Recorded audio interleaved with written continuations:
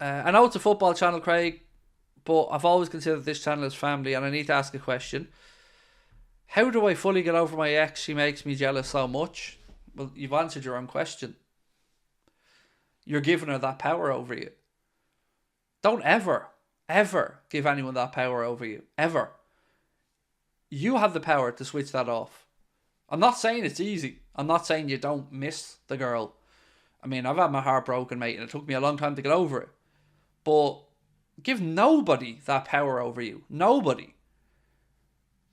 And if there's one thing I think I can say and I've learned, nothing less appealing to a woman than a weak man. And I don't mean that in a physical strength. I mean that in an emotional state. People in general want what they can't have. So make out like you don't give a shit. Make out like it hasn't affected your life in any way. Even if you're at home and you're crying into your pillow at night, act as if. Project to the world that it's not bothering you. You move on. And maybe you'll see things change a little bit in that sense. That would be my advice. You know? That's what I always say to myself. Act as if. Act as if you've got a 12-inch knob. Act as if you own a room when you walk into it. Act as if. There you go. That's the best I can say to you, my man. Don't let anybody, though, at any point in life, ever have that power over you, mate. Never. Not until you're married and you've got a wife that, you know, you're with a long time, you trust. Then, of course, your wife should know all your inner thoughts and secrets. But I'm lucky to say my wife's my best friend. Like, I'm very lucky to be able to say that.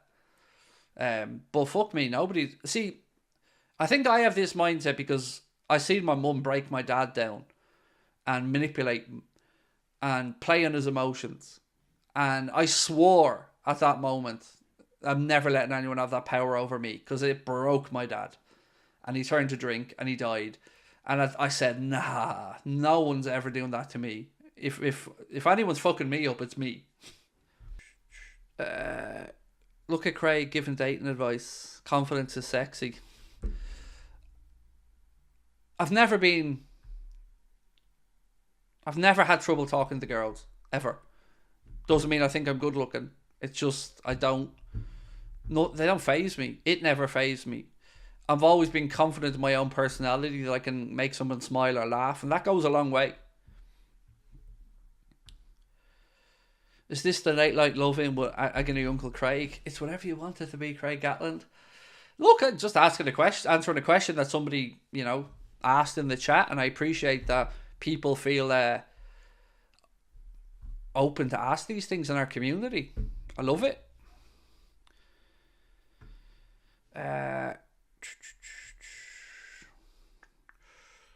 Could listen to you talk about life all day. It's inspiring.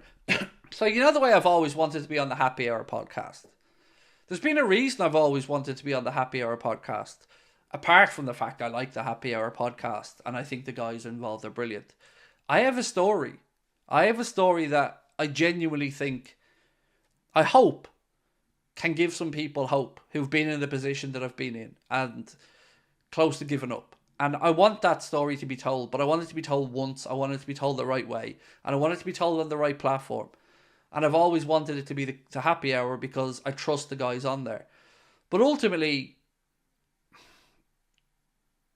my life has been a very, very difficult one. But I found a way through luck, perseverance, other people's kindness to cling on to something to give me hope. So I don't like going outside. I don't like meeting other human beings too much. I'm not very social in that sense. These days, I should say. So I looked at the world and thought, if I can build something from my house where I can interact with people, but I can still control my anxieties and build a community of people that get on with me, that have similar morals and similar beliefs, who knows where that might end up. So that's what this channel's been for me from day one. It's been a personal journey. It's been a test. It's been a lifeline. It's been an inspiration. And I've never hidden the struggles. I've never, professed to be happy when I'm not. But there's a story that you don't know the whole of, and I'll get it out someday at the right place, but I'm not arrogant. Like, I'm not saying, oh, my life's brilliant. I'm saying I have a story to tell that I think can help people. Because it is a bit inspiring, I'm not going to lie to you. I've been through a lot. But the inspiring part, I don't think has ever been me. I think it's been the people around me that have not given up on me. That's the inspirational part in all of this to me. It's my wife, my friends, my family, and those people who've, not let me give up on me. So I'm a huge advocate for mental health, as you know about. I've given talks, I've gone on radio stations, I've done stuff that you guys don't know about because I don't go on about it all the time because it's not that important to what we're talking about. But yeah, right platform someday. I've always wanted it to be the happy hour because, as I keep saying, I love Jack Mate and Stevie and I think they're brilliant. But it's never been forthcoming, so we'll have to reevaluate it. But it's fun. It's fun being able to do this every day. It's a pleasure. Like, imagine seeing your name on Ticketmaster. Because I'm a normal guy, like you, at home. And I get to see my name on Ticketmaster for a show in Boston. That's blows my mind. Even if 10 people show up, it blows my mind.